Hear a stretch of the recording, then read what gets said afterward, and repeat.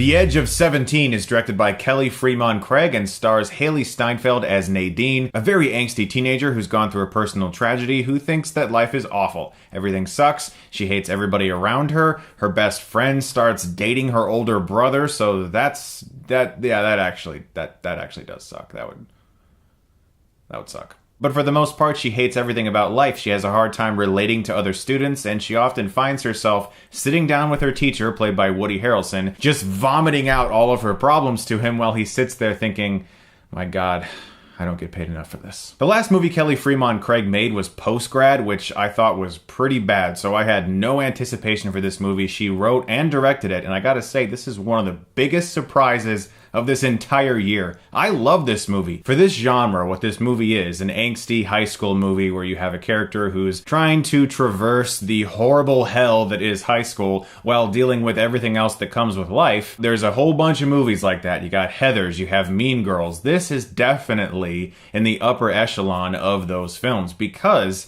of how well written it is. I loved how this movie was rated R. These high schoolers talk vulgar. They say shit that high schoolers say. There's no attempt to censor or water down this movie or make it PG-13 to get a higher box office return. Because if you actually watch the trailer for this movie, it looks like a PG-13 type movie, the Green Band one anyway. But this is a surprisingly mature film that I think is actually more aimed at adults who have gone through these life experiences, can look at those life experiences and go, oh, I remember that, and that's very true. And that's something I also really appreciated about this movie because the scenes and the scenarios that play out for young Nadine get increasingly more humiliating and awful for her, but they always feel like they're coming from a place of truth. The dialogue really bites. I mean, she will often just explode on people and say the most offensive things you could think of to say to somebody, and then they will just come back and say it right to her. There's no attempt to make this movie politically correct. In fact, there are even words and phrases used in this movie that most people would be like, oh, you can't say that.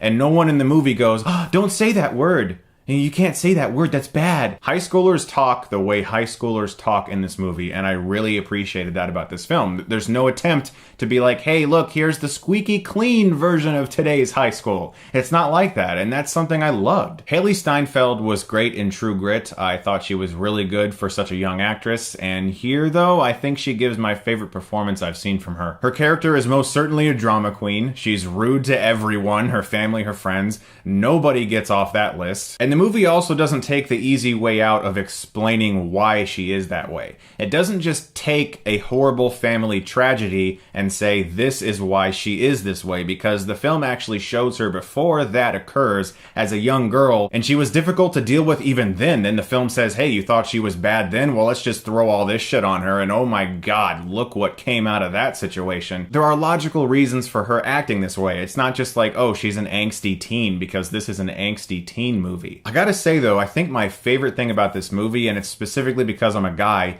usually when I go to movies like this that are written and directed by a woman and the lead character is a woman, 90% of the time most of the male characters in the film are all monsters who have no depth to them, who just exist to make life living hell for all the female characters, which is a big reason I think a lot of guys don't enjoy going to movies like this. One of the most refreshing things about The Edge of 17 for me as a guy is that the male characters are also given a lot of depth and a lot of background, and you can understand where they're coming from. They're not just little pieces on a board to be positioned in a certain way to make everything shitty for our main character. There's one dude in this movie towards the end who's kind of an asshole, but even him, you can understand why he's upset and why he's doing what he's doing because of what he was led to believe. And it's the same with the women in this movie. Nadine isn't just an angsty teen because that's an easy route to take as a writer. Her best friend who ends up sleeping with her brother, which isn't a spoiler by the way, it's in like the first 5 minutes of the movie. She's not just that girl that does that because you need a dramatic scene in a movie. She feels real too, and so does her brother. You don't look at him and go, what an asshole for doing that.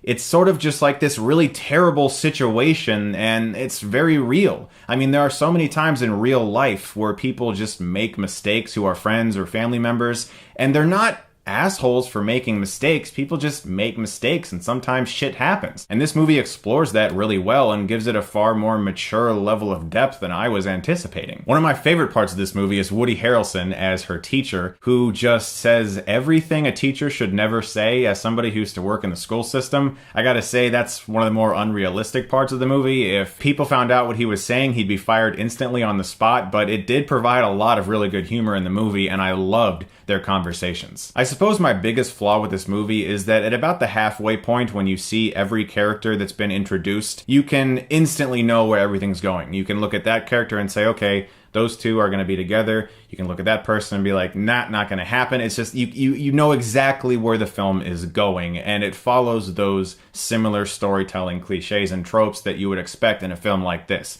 That's my biggest flaw with the movie. But I've said this before, and I'll say it again. If a film has great characters and good dialogue and is directed with passion, I can watch a film and understand where it's going to go, and it can have cliches, but if it's all done really well and shown through someone's vision that feels original and fresh, I'm fine with that. The Edge of 17 is one of the biggest surprises for me of this entire year, and I'm going to give it an A-.